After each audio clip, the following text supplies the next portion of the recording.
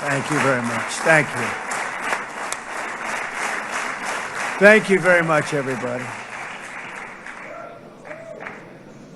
It's a great honor. Nice place. Very nice place. Mr. President, Mr. Prime Minister, Mr. Speaker, esteemed members of the Knesset, and cherished citizens of Israel, we gather on a day of profound joy, of soaring hope, of renewed faith, and above all, a day to give our deepest thanks to the Almighty God of Abraham, Isaac, and Jacob.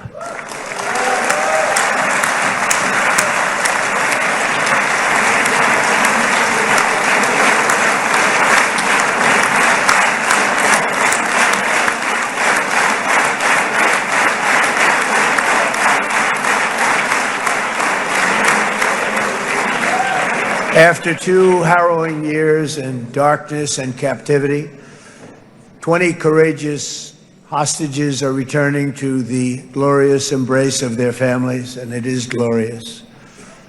28 more precious loved ones are coming home at last to rest in this sacred soil for all of time. And after so many years of unceasing war and endless danger, today the skies are calm, the guns are silent, the sirens are still, and the sun rises on a holy land that is finally at peace, a land and a region that will live, God willing, in peace for all eternity.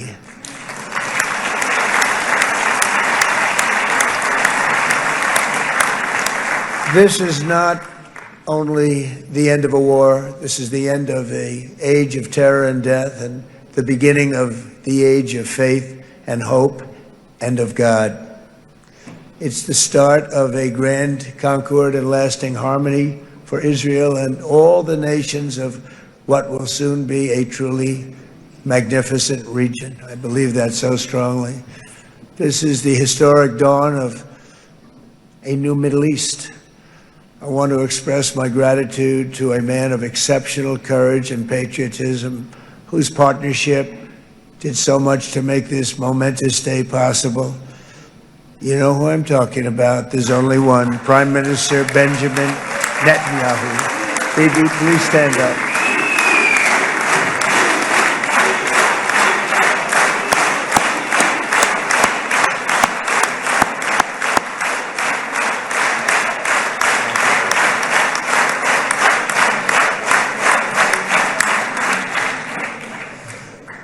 And he is not easy, I want to tell you. He's not the easiest guy to deal with, but that's what makes him great. That's what makes him great.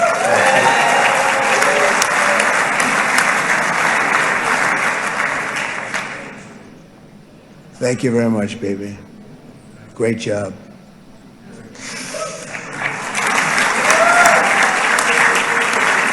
And let me also convey my tremendous appreciation for all of the nations of the Arab and Muslim world that came together to press Hamas to set the hostages free and to send them home. We had a lot of help. We had a lot of help from a lot of people that you wouldn't suspect, and I want to thank them very much for that.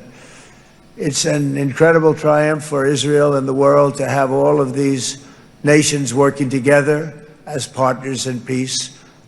And it's pretty unusual for you to see that, but it happened in this case. This was a very unusual point in time, a brilliant point in time.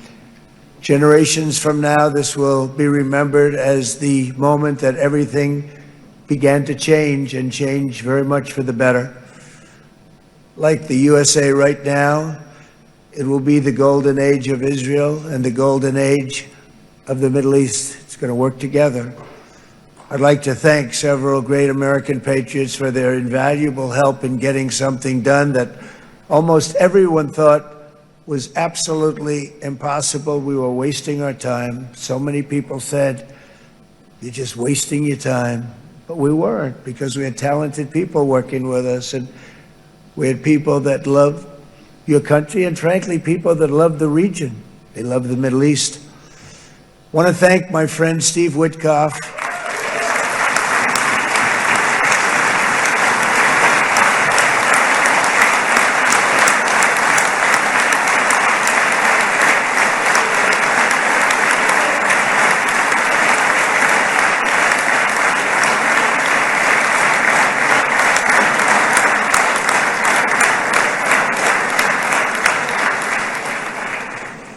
You know, Steve was chosen by me. He never did this before, but I knew him as a few things. He was a great businessman, but I know a lot of great businessmen, to be honest with you. He had tremendous negotiating skills, but I know a lot of people that negotiate pretty well, although it is an art. But there are people that can negotiate pretty well. But most importantly with Steve, he's just a great guy. Everybody loved him. Everybody. I mean, I know some negotiators that are so good, but you wouldn't have had peace in the Middle East. It would be in World War III right now with some of these guys. Everybody loves Steve, and they respect him, and they somehow can relate to him. I've known him for many years, and I've seen it over and over again. להוציא את חבר הכנסת עודה, להוציא אותו מהאולם, להוציא אותו מיד, החוצה, החוצה. Please expel this Knesset member. Please expel this Knesset member. Please expel Knesset member Kasif out of the hall. Please expel him immediately.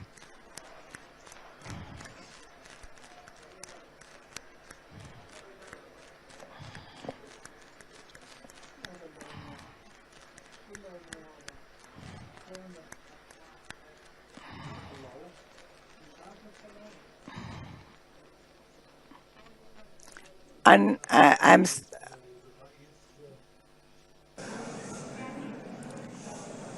That was very efficient.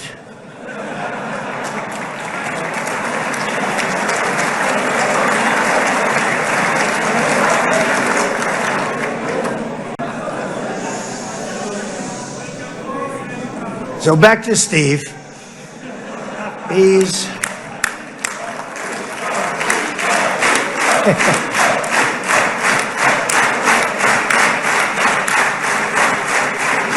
But I tell one story because he was so involved, and then we called in Jared. We need that brain on occasion. We got to get Jared in here. We got to get a certain group of people. But Steve started this all by himself. I call him Henry Kissinger, who doesn't leak. Okay? Henry is a big leaker. He leaked.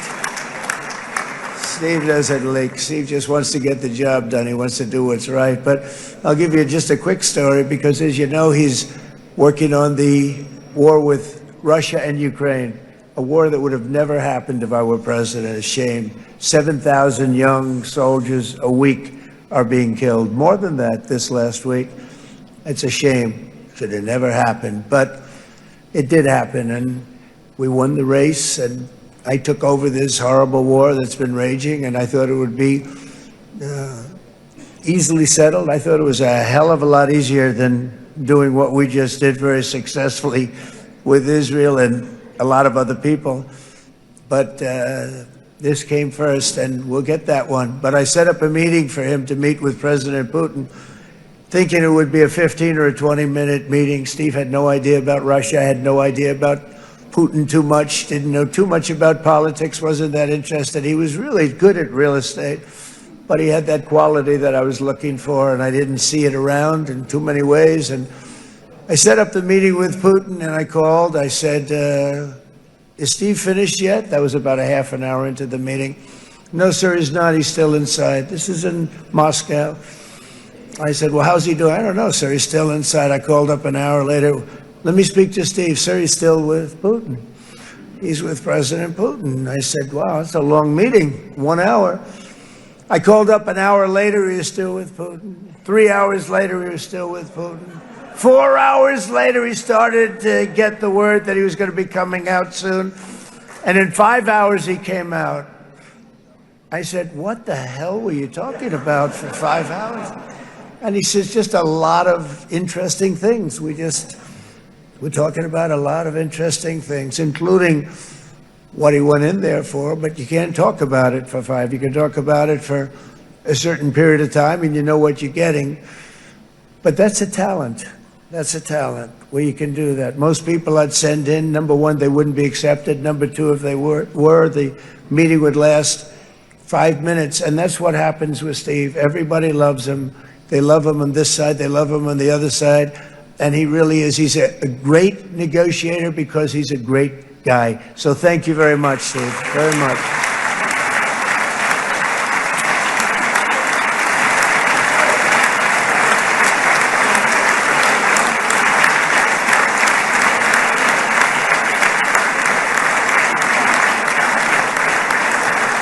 And let me also give a very special thanks to someone who truly loves Israel. In fact, loves it so much that my daughter converted. My daughter converted. I didn't know this was going to happen.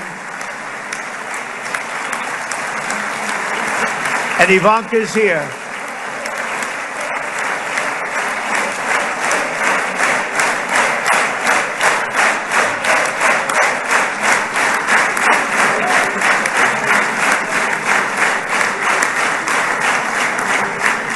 And Bibi, you do know this was not in the cards for me. You understand that.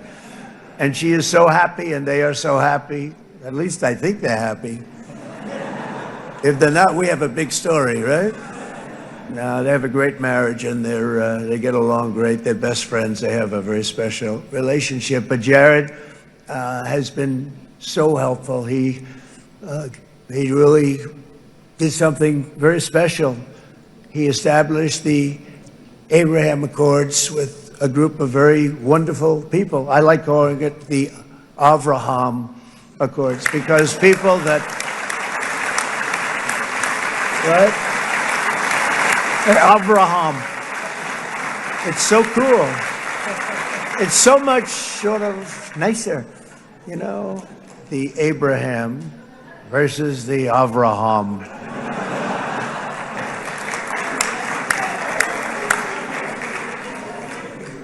I just don't want to sound too sanctimonious when I do it, so, you know, I sort of split it up. This way we keep everybody happy.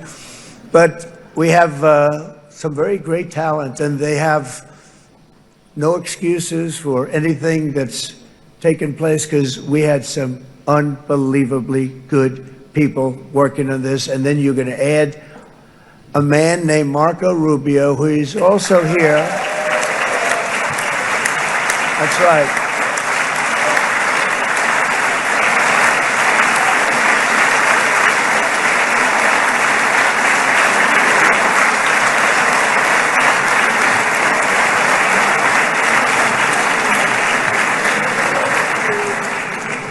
And I have a prediction that Marco will go down, I mean this, as the greatest Secretary of State in the history of the United States. I believe that. I believe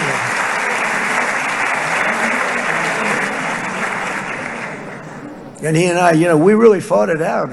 You remember, he was tough. He was nasty. Who the hell thought this was going to happen, Marco, right? And now I'm saying he's going to go down as the greatest. He will. He was always smart and sharp, and people respect him. And then we have somebody who's young, but an unbelievable leader. I saw it a long time ago, and he's turned out to be even better than we thought. Right, Susie? I think even better. And that's Pete Hegseth, who is our Secretary of War, formerly Secretary of Defense.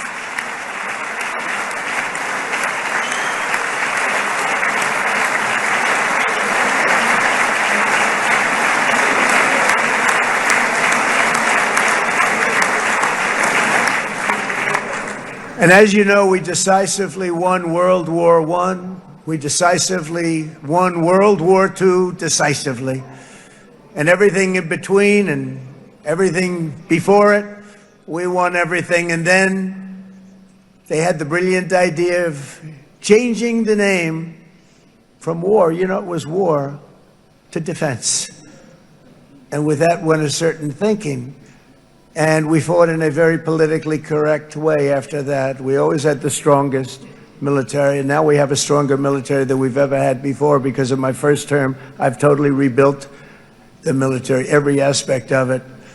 But we have, if you think, we settled 8 wars in 8 months. I'm now including this one, by the way, if that's okay. They may say, well, that was quick. because yesterday I was saying 7, but now I can say 8. The hostages are back. The hostages are back.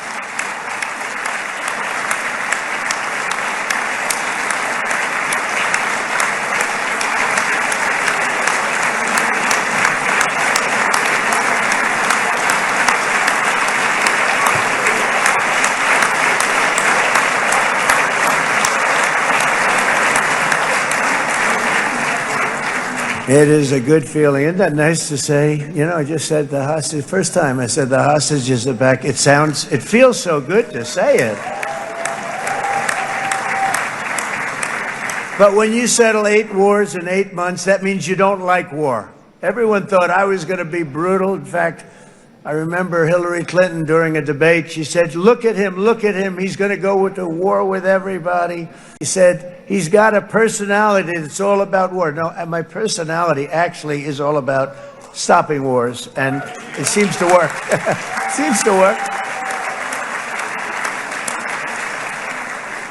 But it also means this name change and our attitude that we're not going to go into a war, but if we do, we're going to win that war like nobody has ever won a war before. We will not be politically correct, but we're not going to be there. And I think, you know, as you mentioned, Bibi, before, peace through strength. And that's what it's all about. The United States has the greatest and most powerful military in the, right now, history of the world. I can tell you we have weapons that nobody's ever dreamt of. I only hope we never have to use them. I rebuilt the military. I was proud to do it, but some of the things I hated to do. I hated certain of the weapons because the level of power is so enormous. It's so dangerous, so bad. But we have to do what we have to do. We make the best weapons in the world, and we've got a lot of them. And we've given a lot to Israel, frankly. And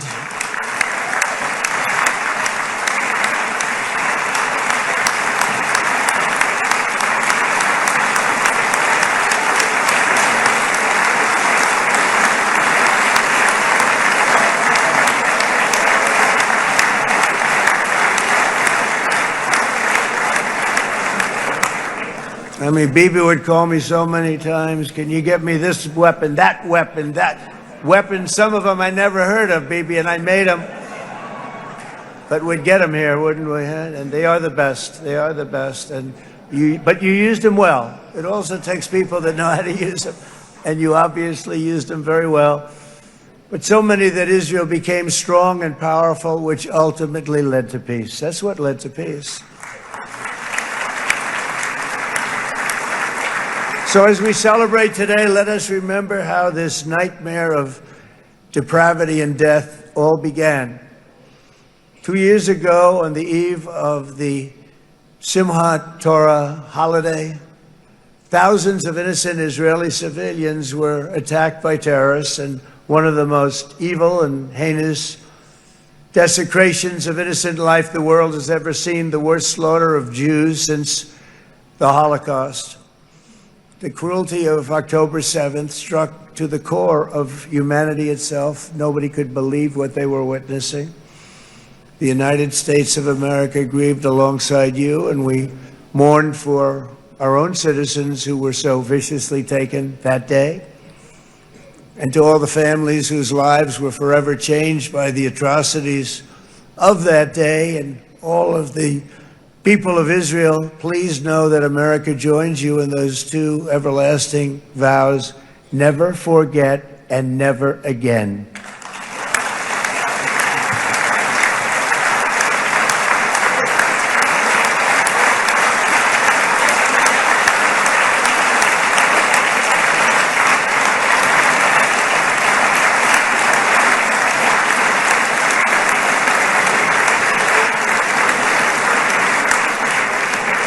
From October 7th until this week, Israel has been a nation at war, enduring burdens that only a proud and faithful people could withstand. It was a very tough period of time. For so many families across this land, it has been years since you've known a single day of true peace. But now at last, not only for Israelis, but also for Palestinians and for many others. The long and painful nightmare is finally over. And as the dust settles, the smoke fades, the debris is removed, and the ashes cleaned from the air, the day that breaks on a region transformed, and a beautiful and much brighter future appears suddenly within your reach. This is now a very exciting time for Israel and for the entire Middle East, because all across the Middle East, the forces of chaos, terror, and ruin that have plagued the region for decades now stand weakened, isolated, and totally defeated. A new coalition of proud and responsible nations is emerging, and because of us, the enemies of all civilization are in retreat. Thanks to the bravery and incredible skill of the Israeli Defense Forces and Operation Rising Lion,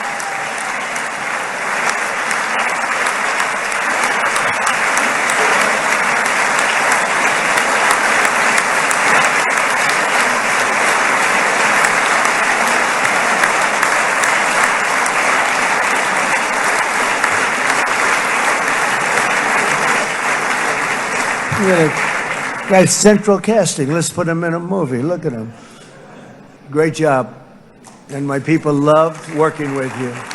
Loved it. They worked so well together. But many of Iran's top terrorists, including nuclear scientists and commanders, have been extinguished from this earth. And with Operation Midnight Hammer, boy, that's a great name for that, what we did. Last June, the United States military flew 7 of those beautiful B-2 bombers. They look so beautiful all of a sudden. They were always, I thought they were pretty planes. I had no idea they could do what they did. In fact, we just ordered 28 more of them. A little updated version. We ordered a whole pile of them. And almost 100 other planes went with them, including fighter jets. We had 52 tankers, big, beautiful, brand new tankers that were loading them up 4 or 5 times. They've traveled 37 hours back and forth. Think of that. But we had tankers all over the sky for all the other planes. We had the F-22s, the F-35s, F-16s. We had a hell of a lot of planes.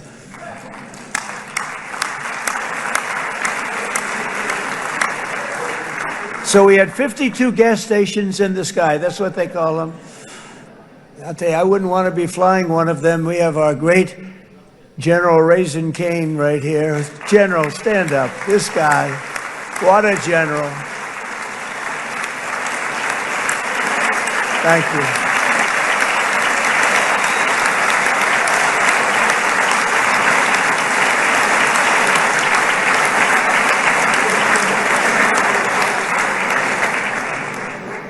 I asked General Cain, I said, you know, we're having problems with ISIS, and I was in Washington, and I asked, how long would it take to defeat ISIS? And my Washington generals told me, 3, 4, maybe 5 years, sir. I said, I don't get it. We've got the best equipment in the world. Why? So I flew to Iraq, and I met with a man named Cain. He said, what's your first name? He said, they call me Raisin, sir. I said, wait a minute, your name is Raisin Cain? I've been looking for you for a long time. You gotta be kidding. So they told me 3, 4, 5 years to defeat ISIS. And I sit down with him and I say, why is it? I flew there in the dark of night. I landed, I'll never forget it. It was quite a trip. I'm glad I made it because I met him. I said, could I ask you, General? I come down. He said, with another general and a sergeant. Everybody was like central casting. They could go into a movie right now. Between him and you guys over here, we could get rich making movies, okay? And they got along so great. That's the beautiful thing, that your military and our military, Bibi, got along so great.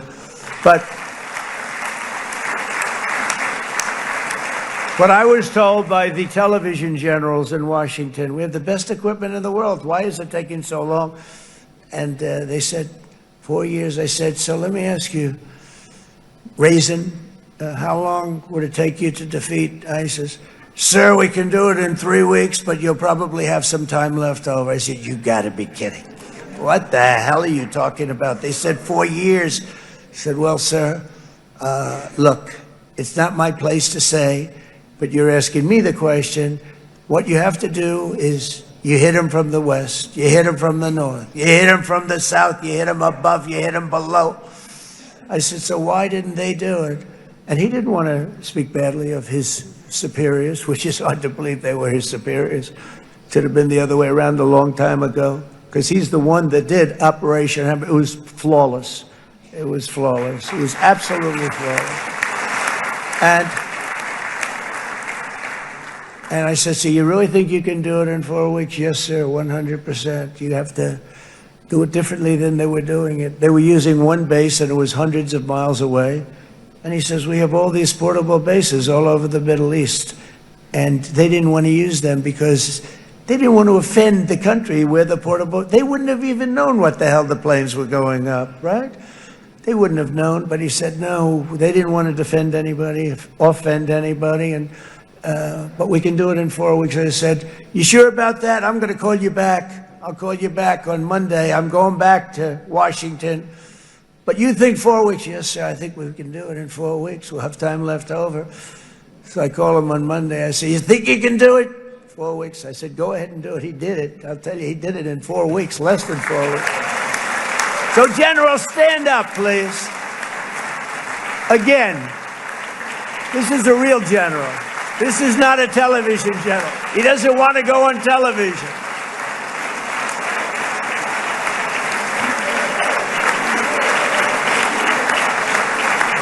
He doesn't want to go on television. I said the other guys love being on television. So we dropped 14 bombs on Iran's key nuclear facilities, totally, as I said originally, obliterating them. And that's been confirmed, and everybody understands it. Together we stopped the #1 state sponsor of terror from obtaining the world's most dangerous weapons. And if you think about it, if we didn't do that, and assuming we made the same deal that we have today, there'd be a dark cloud over this deal. And #1, it wouldn't happen because the other Arab and Muslim nations really wouldn't feel comfortable making the deal that we have now, right? If Iran had that nuclear weapon that they were about 2 months away from having. They would have had it in 2 months or maybe less than that. They were right at, this was our last shot. They looked at it for 22 years. This was our last shot. The pilots told me that. They said, 22 years, sir. They looked at it. Our predecessors looked, they studied it. 3 times a year would do drills on that exact attack. And boy, did they get it right. But let's assume they didn't, and let's assume there was large-scale nuclear weapons in the hands of Iran. We couldn't be here today. Even if we signed the deal, which we couldn't do because a lot of people would not want to have anything to do with it, we took a big cloud off of the Middle East and off of Israel.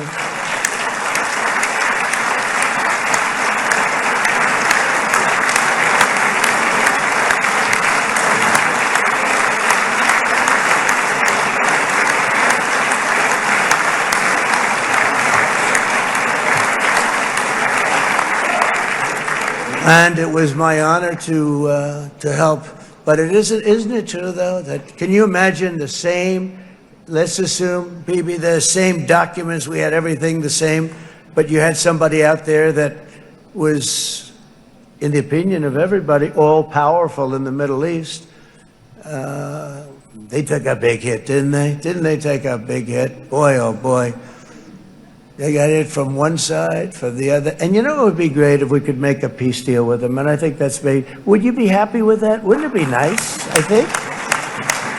Because I think they want to. I think they're tired. Somebody said, sir, they're starting their nuclear program again. I said, let me tell you something. They're not starting anything. They want to survive. The last thing they want to do is start digging holes again in mountains that just got blown up and start. They're not doing this. They want to survive, okay? But I think we have a chance. Steve, you, and I think Jared, come on, I'll call you back for another one. We always bring Jared when we want to get that deal closed. We bring Jared, but Steve, you and Jared and the General and Pete and Marco, you'll get that deal done easy. I think that'll be easy. But first we have to get Russia done. We got to get that one done. If you don't mind, Steve, let's focus on Russia first, all right? We'll get it done. In Lebanon, the dagger of Hezbollah, long aimed at Israel's throat, has been totally shattered. My administration is actively supporting the new president of Lebanon in his mission to permanently disarm Hezbollah's terror brigades. He's doing very well. And build a thriving state at peace with its neighbors. And you're very much in favor of that, I know. And good things are happening there, really good things. And with this week's ceasefire, we've achieved the most challenging breakthrough of them all. The most challenging breakthrough maybe ever. I mean, I've never seen anything like it. I've been involved in a lot of success. I have never seen anything like what's going on today all over the world. People are dancing in the streets, not just in Israel. They're dancing in the streets of countries that would have never danced in the street about what's happening today. They're dancing in those streets. So this long and difficult war has now ended. You know, some people say 3,000 years, some people say 500 years, whatever it is. It's the granddaddy of them all. And in an unprecedented achievement, virtually the entire region has endorsed the plan that Gaza will be immediately demilitarized, that Hamas will be disarmed, and Israel's security will no longer be threatened in any way, shape, or form.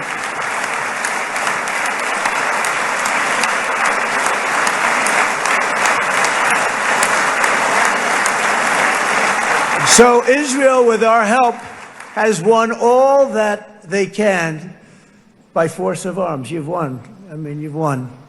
Now it's time to translate these victories against terrorists on the battlefield into the ultimate prize of peace and prosperity for the entire Middle East. It's about time you were able to enjoy the fruits of your labor. Mr. Opposition Leader. I said he's a very nice opposition leader. I think... No, he's a nice man. Bibi, he's a nice man. Good. He knows what he's doing, right? No, a very nice guy. Well, see, now you can be a little bit nicer, Bibi, because you're not at war anymore, Bibi.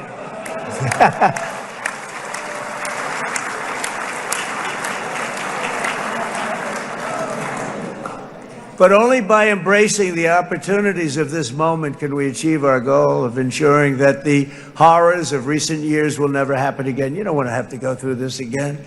8 years ago, I came to this region on a very special first trip abroad as the President of the United States. I came here very early at your request. I addressed the leaders of the Arab and Muslim world gathered in Saudi Arabia and said that it was time to build a future free of the grip of extremism and terror. And interestingly, right now, as soon as I'm finished, I'm quite late. You've kept me quite late between opposition leaders and Bibi's brilliant but very long speech. I thought I was going to run up here, make a speech, and then head to Egypt. It didn't work out, though. And you made a pretty long one, too, Sarah.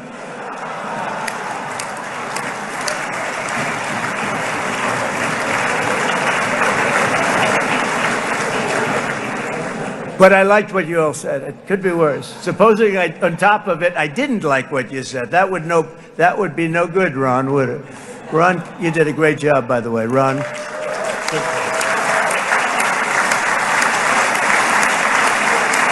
Yeah.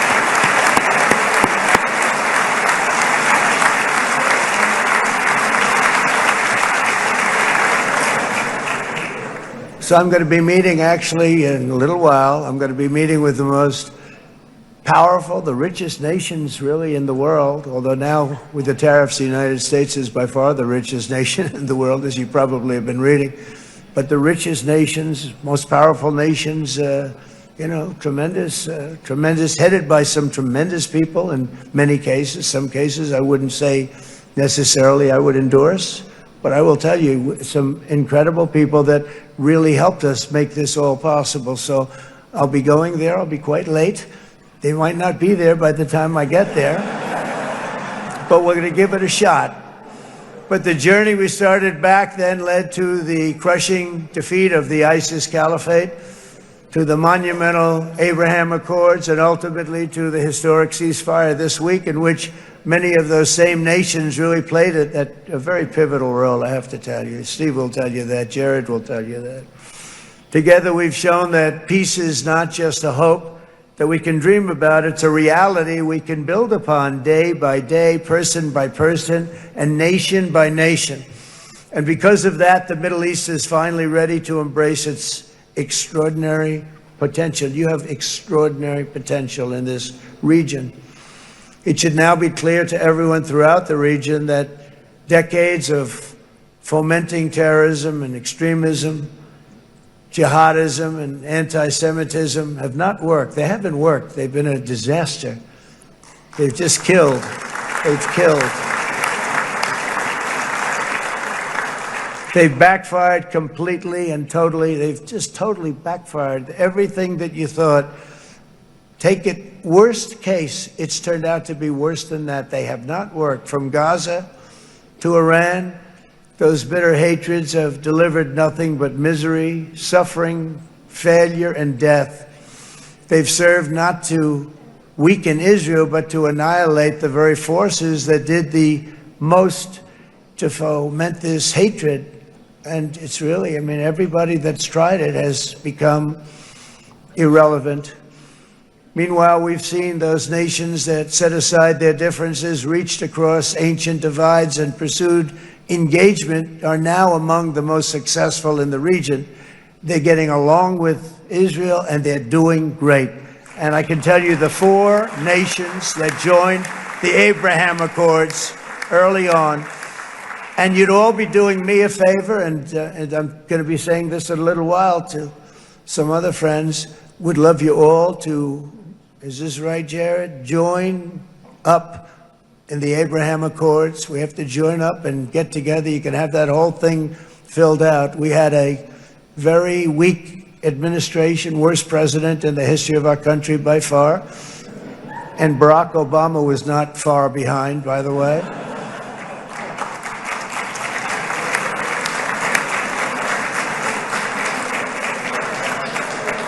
And they did nothing with this incredible document, the Abraham Accords, but now you can fill them up. Now you have peace, you have people that really like Israel. I'll tell you what, and they like Israel a lot more today than they did even 5 weeks ago. You've made a lot of, you've come back. You've come back strong, because it was getting to be a little nasty out there in the world, and ultimately the world wins. You can't beat the world. Or I would say to Bibi, it's now time.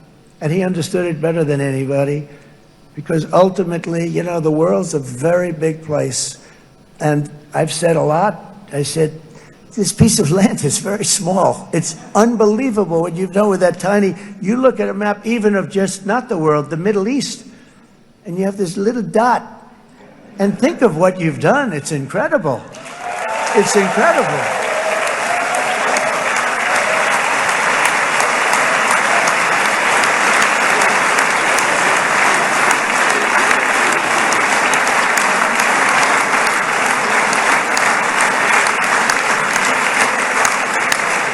But the world is loving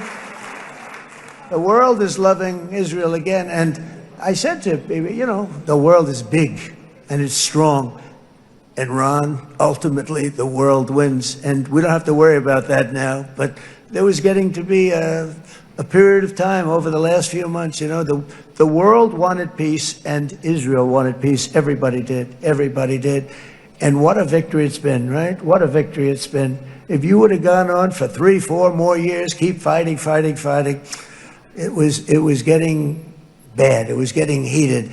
The timing of this is brilliant. And I said, Bibi, you're going to be remembered for this far more than if you kept this thing going, kill. it would not be the same. And I just want to congratulate you for having the courage to say, that's it, we've won, and now let's enjoy our lives and let's rebuild Israel and make it stronger and bigger and better than it's ever been before. You're going to do that. Took a lot of guts.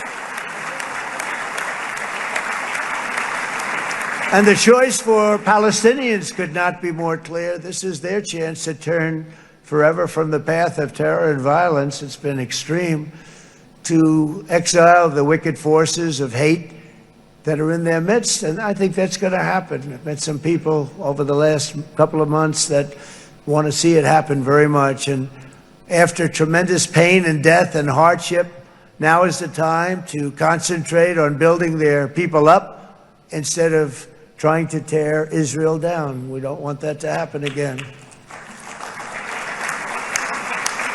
And the total focus of Gazans must be on restoring the fundamentals of stability, safety, dignity, and economic development so they can finally have the better life that their children really do deserve after all these decades of horror.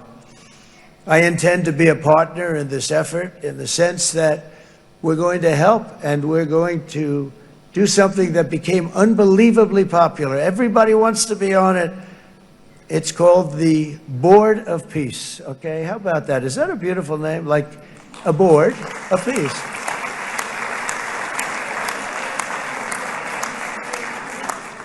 The only bad thing from my standpoint, every single nation involved has asked me to be the chair.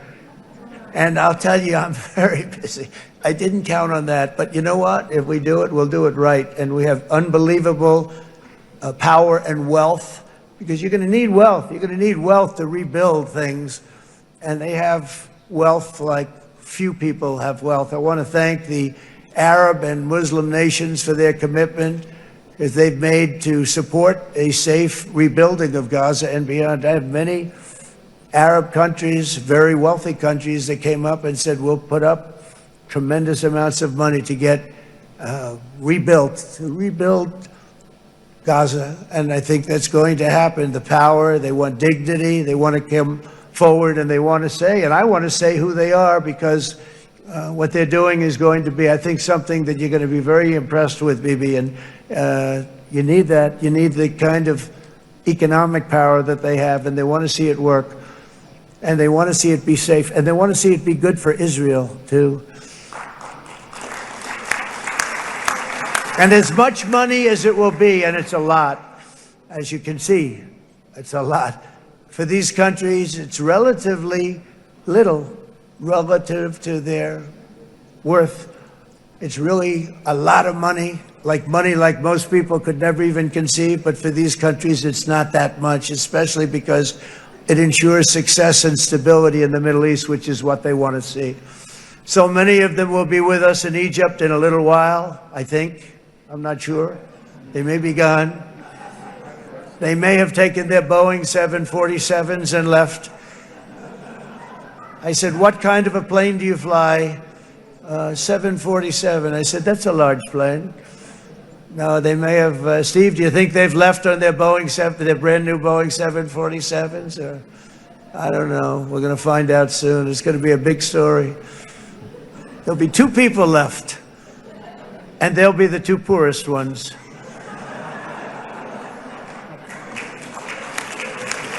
But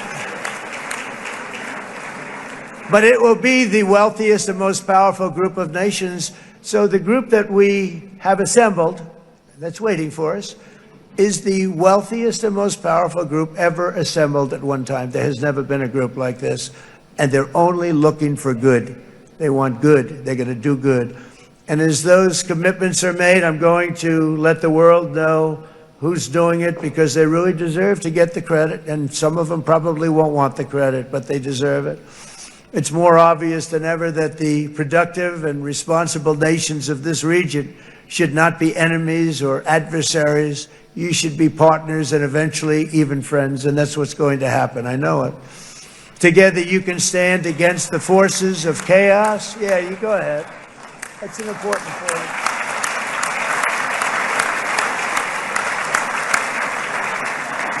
Because you can stand against the forces of chaos that threaten all of your interests, and it's always a big threat, and unleash incredible prosperity and opportunity for all the people of these lands, and that's what's going to happen. You're going to unleash numbers and success, the likes of which Israel has never been able to think of, because you're so firm, and you should be, and you've done the right thing in defending yourself.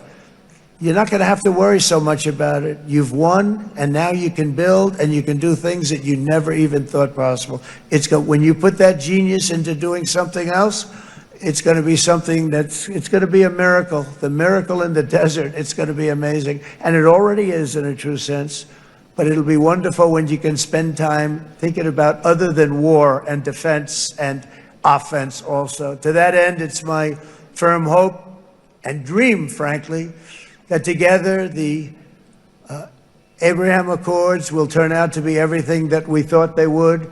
Those 4 countries were very, very brave in doing it. They did it at a very early point, and every single one of them benefits unbelievably financially. And if you notice, even in this bad period that we just went through, they all remained a member of the Abraham Accords. They've done unbelievably well. And you know who you are, and I want to thank you. And they've stayed because of loyalty, but they've also stayed because it was really good business. They've made a lot of money being members, and you're going to all, I hope that every one of the countries that we're seeking, Jared, I hope they join quickly. No games, no nothing. Just join, get it. It's going to be a great peacemaker. It's really going to bring it together beyond anybody's wildest dream. So instead of building fortresses to keep enemies at bay, the nations of this region should be building infrastructure to weave your commerce closer together, because you've got to compete with the big world out there in commerce now. It's a different kind of competition. Instead of making weapons and missiles, the wealth of this region should flow to schools and medicine, industry, and frankly, the new hot thing, artificial intelligence.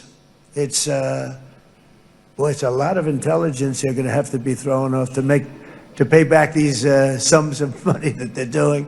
But that's really the hot one. And I might say that the United States, a year ago, was a dead country. I say it to people. I heard it first from the King of Saudi Arabia. I then heard it from UAE. I heard it from Qatar. I heard it from many other countries. A year ago, the United States of America was a dead country. Now it's the hottest country anywhere in the world. It is the hottest. There's no question about it.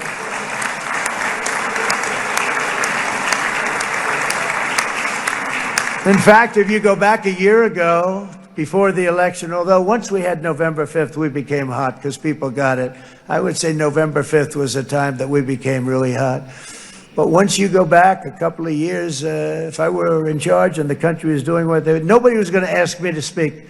Nobody asked Joe Biden to come up and speak, I guarantee you that. And if they did, he would have turned them down, I promise you. He didn't speak. He didn't speak, and he didn't speak well. But all of the countries in the Middle East, it could have, what we're doing now, it could have happened a long time ago, but it was strangled and set back almost irretrievably by the administrations of Barack Obama and then Joe Biden. There was a hatred toward Israel. There was an absolute hatred. The setbacks really started when President Obama signed the Iran nuclear deal. This was a disaster for Israel, and it was a disaster for everyone. And I remember that Bibi Netanyahu came to the United States and worked so hard to try and get Obama not to do that deal.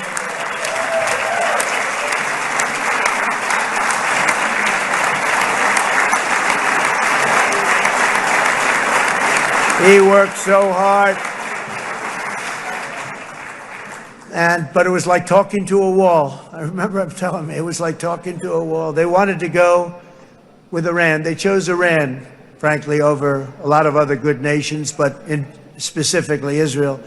And that was the beginning of a very bad period of time. You had Obama go out, and the Iran nuclear deal turned out to be a disaster. And by the way, I terminated the Iran nuclear deal, and I was very proud to do it.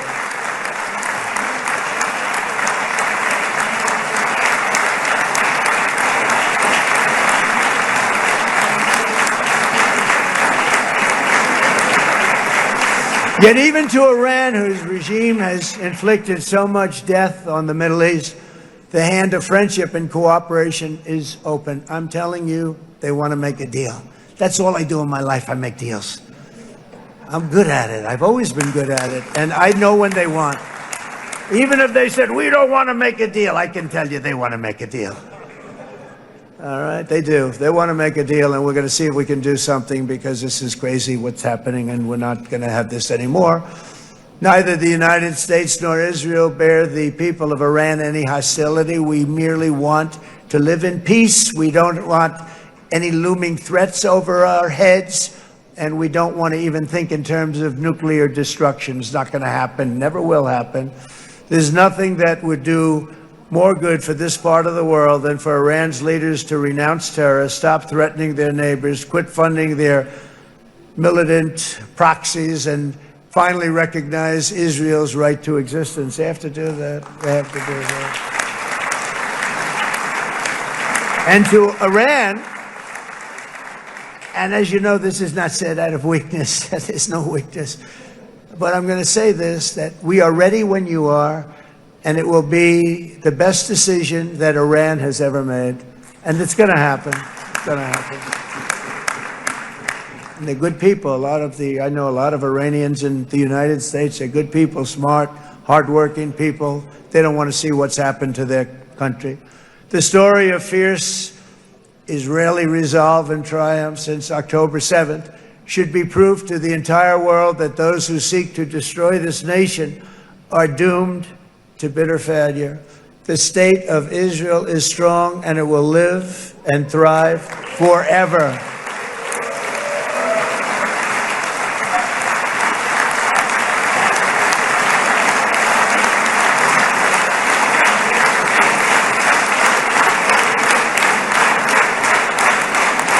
And that is why Israel will always remain a vital ally of the United States of America.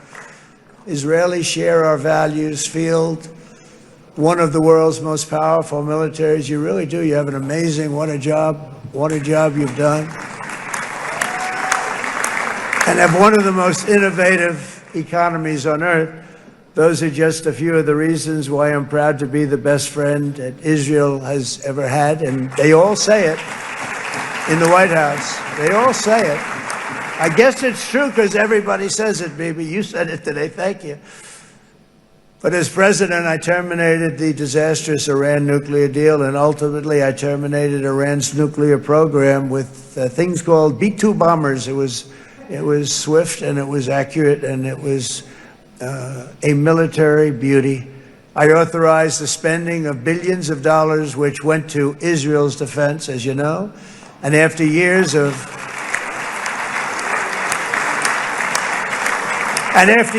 broken promises from many other American presidents, you know that, they kept promising. I never understood it until I got there. There was a lot of pressure put on these presidents. It was put on me too, but I didn't yield to the pressure.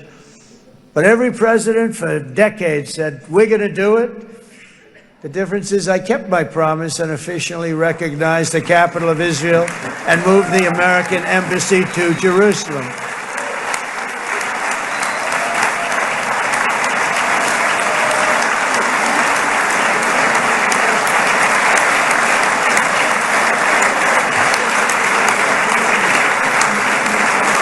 Isn't that right, Miriam? Look at Miriam. She's back there. Stand up, Miriam. Stand up.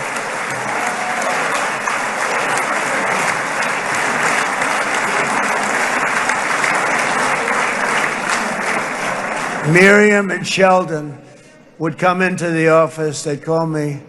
He'd call me. I think they had more trips to the White House than anybody else I could think of. Look at her sitting there so innocently.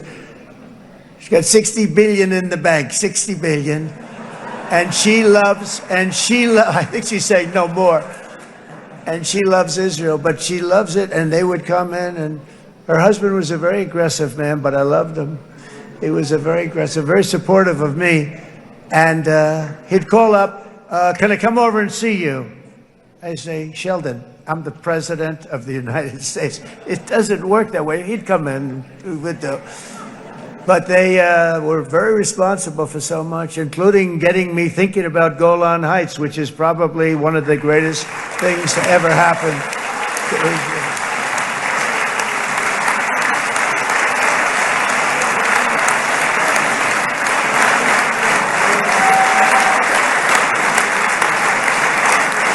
Miriam, stand up, please. She really is. I mean, she loves this country.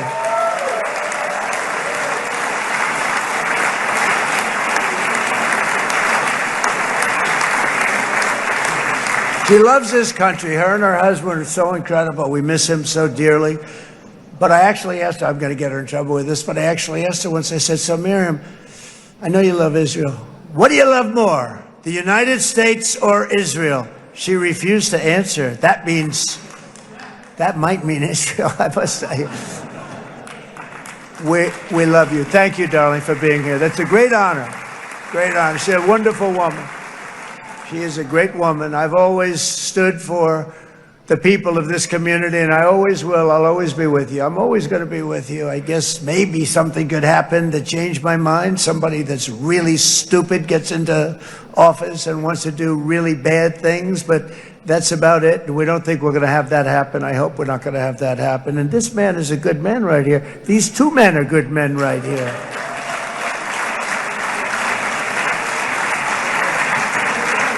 Hey, I have an idea. Mr. President, why don't you give him a pardon? Give him a pardon. Come on.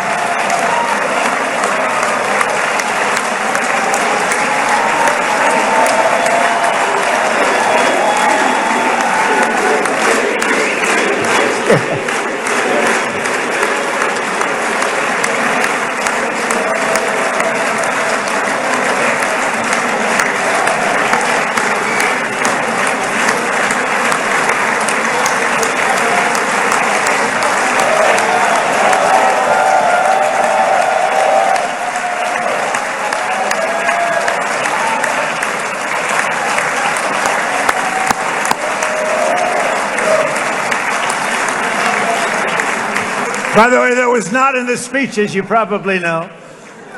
But I happen to like this gentleman right over here, and it just seems to make so much sense. You know, whether we like it or not, this has been one of the greatest wartime presidents. This has been one of the greatest wartime presidents. And cigars and champagne, who the hell cares about that?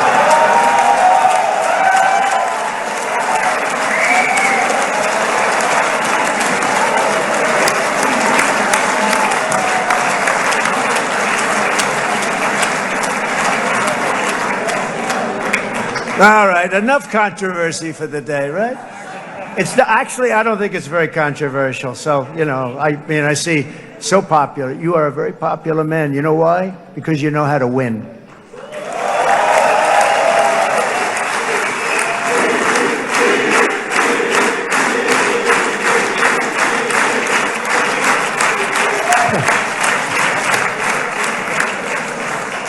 Over the past 2 years, I've met many of the families of the Israelis taken hostage and those that were taken hostage. Unbelievable. I've looked into their eyes. I've seen the worst nightmares of their suffering, but I've also seen something else, the beautiful love of the people, the love of people, frankly, that hold things together, the love that gives you the courage to carry on through thousands of years of persecution and repression and to emerge with the heart of David. It's the heart of David. It's that love that's defeated the enemies of civilization, built this incredible country and this unbelievable economy, and forged one of the great democracies of the world. That is why it's a true honor to stand here today and address this assembly in your ancient and eternal now capital, Jerusalem. I'm proud to have helped in that regard. This city and this nation stand as living proof that a much brighter future for this entire region is truly within our grasp. For thousands of years, Jerusalem has been a home to Christians, Jews, Muslims, and people of all ethnicities and creeds. This is the holy center of the world's three great Abrahamic face. I like that too. Adorned, it's the first time I've seen that word in a while. Adorned with their sacred sites and alive with their pilgrims and visitors from every corner of the globe.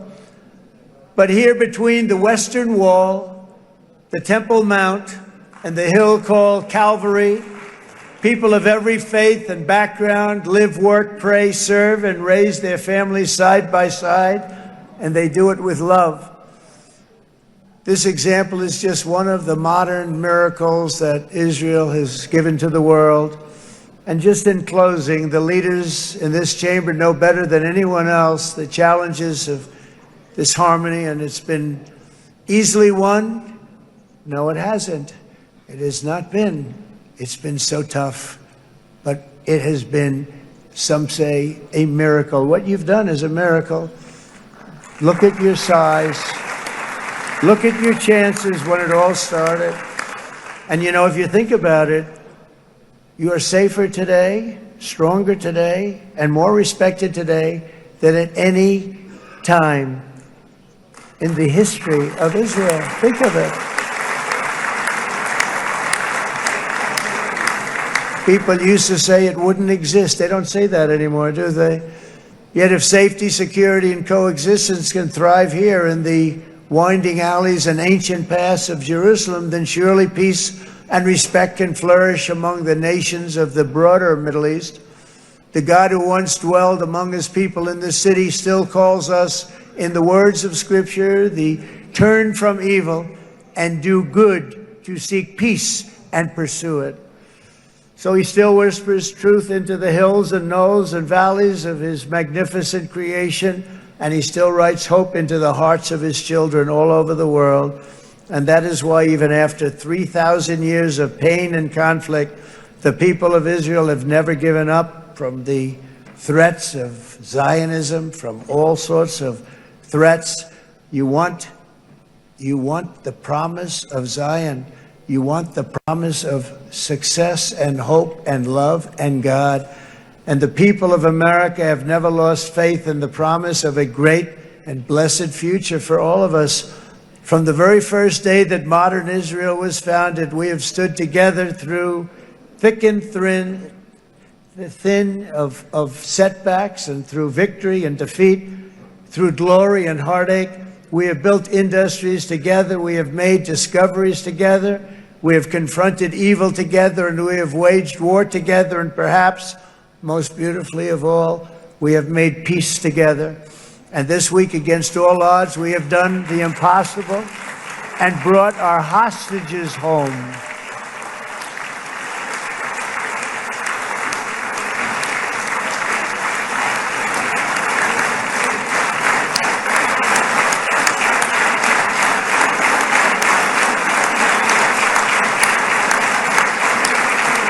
So now we're going to forge a future that is worthy of our heritage. We're going to build a legacy that all the people of this region can be proud of. New bonds of friendship, cooperation, and commerce will join Tel Aviv to Dubai, Haifa to Beirut, Jerusalem to Damascus, and from Israel to Egypt, from Saudi Arabia to Qatar, from India to Pakistan, from Indonesia to Iraq, from Syria to Bahrain, Turkey to Jordan, the United Arab Emirates to Oman, and Armenia to Azerbaijan, another war that I just settled. We are going to have hope, harmony, opportunity, and happiness here in the spiritual and geographic center of the entire world. That's what you are. Israel, America, and all of the nations of the Middle East will soon be safer, stronger, greater, and more prosperous than ever before.